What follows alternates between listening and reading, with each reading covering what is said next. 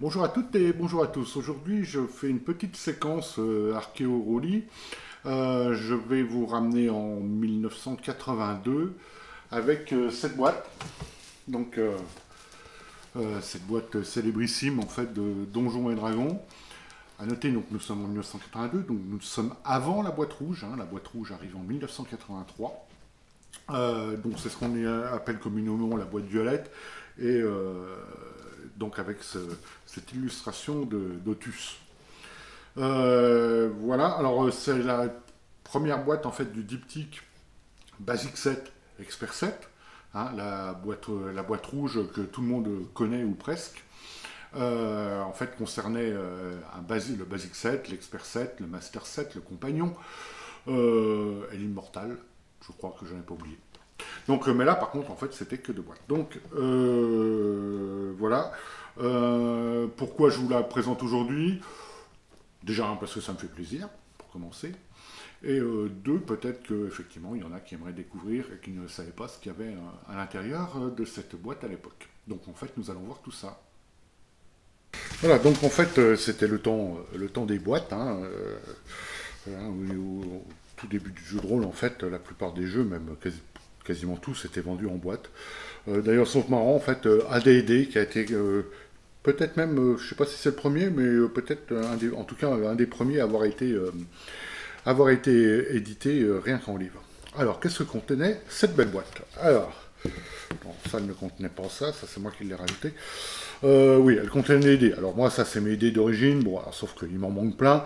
J'en ai en double. Bon, par contre, j'ai toujours le D20 et je suis assez content. Donc voilà, c'était des dés bleus en plastique avec, il y avait une craie que je n'ai plus depuis longtemps, qui me permettait effectivement de surligner en fait les dés pour les rendre lisibles. Voilà. Donc en fait, on avait quoi dedans? On avait donc les règles, déjà, on va mettre ça ici. Donc les règles, qu'est-ce qu'on avait? C'était alors le Basic Rules permettait de jouer des personnages niveau 1 à 3. Et c'est tout. Donc l'expert 7 prenait le relais derrière. Ah oui, je vous ai pas dit tout à l'heure, en fait, cette illustration, je la trouve vraiment magnifique, parce qu'en fait, il y a tout dessus. Hein. On est dans une caverne, on est donc dans un sous-sol, dans un donjon, les oubliettes. Nous avons un dragon, nous avons une sorcière, nous avons un guerrier, et nous avons le trésor. En fait, là, nous avons tout donjon et dragon, en fait, sur une seule couverture, et ça, c'est l'illustration de Tus qui est absolument fantastique. Voilà, donc les règles. Alors les règles, vous allez voir, c'était assez quand même assez succinct. Les illustrations, elle en avait quelques-unes de jolies, celle-là j'aime bien. Voilà, donc c'était quand même assez... comment dire, la présentation était très sommaire, on est bien d'accord. Donc là, vous aviez l'exemple d'une création de personnage. Donc, alors il y avait déjà ces caractéristiques qui n'ont pas changé. Donjons et Dragons est finalement resté un jeu relativement stable dans le temps. Bon, il a eu des hauts et des bas, avec la version 4 par exemple, la 3.5 qui a rajouté énormément de noms, et la 5e qui revient un peu à l'origine.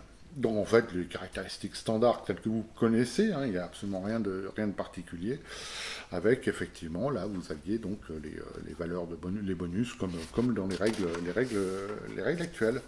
Donc là nous avions en fait les classes, donc une race dans Donjon c'était une classe, c'est pour ça que nous avons les nains, les elfes et les hobbits.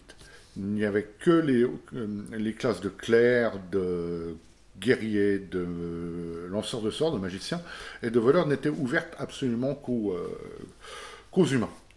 Et le voleur était le seul à avoir effectivement des caractéristiques pour crocheter, pour trouver des pièges, pour désamorcer, pour faire du pickpocket, pour bouger silencieusement, pour grimper, se cacher dans les ombres et écouter, car en fait il n'y avait que lui qui avait des caractéristiques, les autres, enfin qui avait des compétences en fait. Les autres n'avaient absolument rien. Voilà, donc on continue, je vais vous feuilleter un peu le livre. Voilà, donc le coût de l'équipement, standard. Alors vous remarquerez que à côté des armes, il n'y a pas de points de dégâts. Alors pourquoi? Alors, on va le voir ça un peu plus tard. Et donc, bon, voilà, une feuille de personnage de l'époque. Hein, ça ressemble encore avec les saving throws, les jets de sauvegarde, mais autrement, mis à part ça, ça ressemble un peu encore aux feuilles de perso actuelles.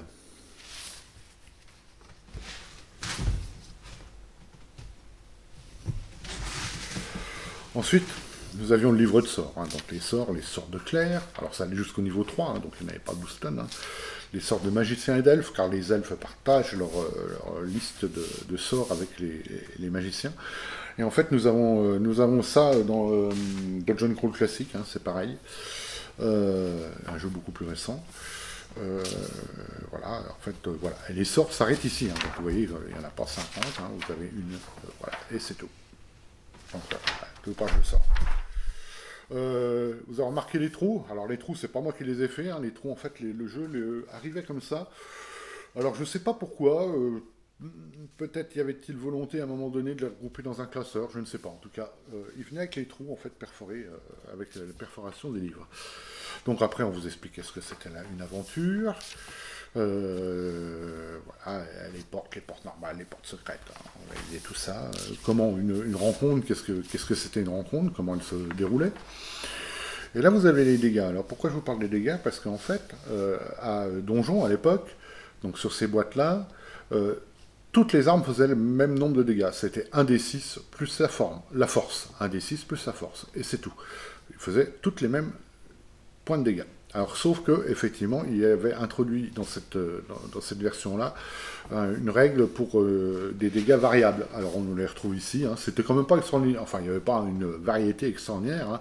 C'était une dague qui faisait un D4, ça vous le savez. Elle a toujours fait un D4. Ouais, une épée faisait un D8. Et puis après, c'était encore un D4, un D6, un D8 et un D10. Voilà. Donc, ça, c'était la table de dégâts variables. Mais la règle de base était que une arme, n'importe quelle arme, faisait le même nombre de dégâts. Vous aviez les attaques, ce qu'on appelle les matrices d'attaque, hein, en fonction du hit dice du monstre, donc ouais, enfin du hit dice du monstre et de la classe d'armure sur lequel il tapait, ça donnait un chiffre sur lequel il fallait faire plus haut. Donc la classe d'armure est descendante, hein, 9 c'est la plus faible, et moins, quand on arrivait dans les négatifs, alors là, elle s'arrêtait à moins 3. Moins 3, c'était la classe d'armure la plus solide. Voilà. Ensuite, nous avions un petit monster, hein, des monstres. Bon, là, il n'y avait pas d'illustration, hein, donc voilà, nous avions le monster, il était quand même relativement fourni. Donc, il y avait de quoi jouer déjà, hein, quelques illustrations par-ci, par-là. La méduse. Donc, voilà. Donc après nous avions toute une grosse partie pour le trésor, oui parce que Donjon, avec cette illustration qui rappellera certainement des souvenirs, Donjon en fait s'il n'y a pas de trésor c'est pas Donjon. Hein. Donc là vous aviez déjà une bonne partie de toute l'ADN de Donjons et Dragons en fait dans ces tables de trésors. Hein. Donc, bon, je rappelle que le livre est prévu pour jouer des niveaux 1 à 3. Les informations du maître de jeu en fait, comment créer un donjon en fait, comment le remplir, comment créer un groupe de personnages non joueurs, etc. Et là vous aviez à la fin en fait un exemple de donjon avec un exemple d'expédition, donc de partie. Hein, voilà. Donc, et vous aviez en fait avant qu'on vous expliquait comment créer votre donjon. Voilà, et en gros, les livres de règles, ça s'arrêtait là, et c'était à vous de faire avec. Voilà, donc, voilà, un glossaire final. Voilà, ça c'était les règles de base, en fait, de Donjons et Dragons, de cette édition-là. Alors, continuons avec la suite du contenu de cette boîte. En fait, nous avions dedans le célébrissime module B2, The Keep on the Borderlands, le donjon aux confins du pays. Alors, à savoir que ce module, pour la petite histoire, est le module, celui qui a été tiré en le plus d'exemplaires dans toute l'histoire de Donjons et Dragons. Ce module-ci, en comptant le fait qu'il a été distribué dans le Basic Set. Donc, ce module-ci a été édité à 750 000 exemplaires. 750 000. Je pense qu'aujourd'hui, n'importe quel éditeur de jeux de rôle rêverait de faire 750 000 exemplaires. Alors peut-être pas Donjon, hein, ils en ont certainement fait encore beaucoup plus il n'y a pas longtemps, mais autrement les autres sont très très loin derrière. Donc 750 000 exemplaires sur celui-là. Donc c'était un module en fait pour les personnages niveau 1 à 3. Alors, sachant que le plan du donjon en lui-même c'était la couverture, hein, voilà, c'est tout. Et le reste du livret vous expliquait un peu. Alors, c'était très basique, hein. En gros, vous êtes une bande d'aventuriers débutants. Vous savez que dans une forêt pas loin, il y a des caves du chaos, donc qui abritent de nombreuses créatures maléfiques. Et en fait, vous allez arriver au donjon, donc le donjon aux confins du pays. Alors, vous avez une carte du donjon, en fait, du château. Hein, le château se trouve ici. Et en fait, vous aviez à peu près tout hein, dans le château. Hein. Vous aviez une taverne, bien sûr. Vous aviez en fait vous aviez les prêtres pour faire les résurrections éventuelles. Vous aviez même une banque pour échanger vos trésors en pièces d'or. Vous aviez une armurerie, enfin vous aviez tout. Tout ça, c'est parce qu'en fait, c'était le prétexte à être votre base de départ pour aller en exploration. Et à revenir entre chaque exploration, parce que le module ne se faisait pas en une seule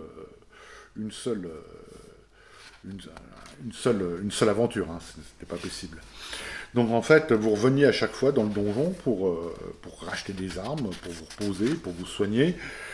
Et voilà. Donc là, vous aviez toute la description du donjon en lui-même. Ensuite, il fallait partir à l'aventure. Alors vous aviez effectivement la carte de la région, donc le donjon était ici, et en gros les caves du chaos sont ici. C'était une carte que vous ne donniez pas aux joueurs, vous ne donniez rien du tout aux joueurs d'ailleurs, c'était à eux de se débrouiller. Et vous pouviez tomber sur des rencontres aléatoires ou des endroits où vous alliez tomber par exemple sur un repère de kobold.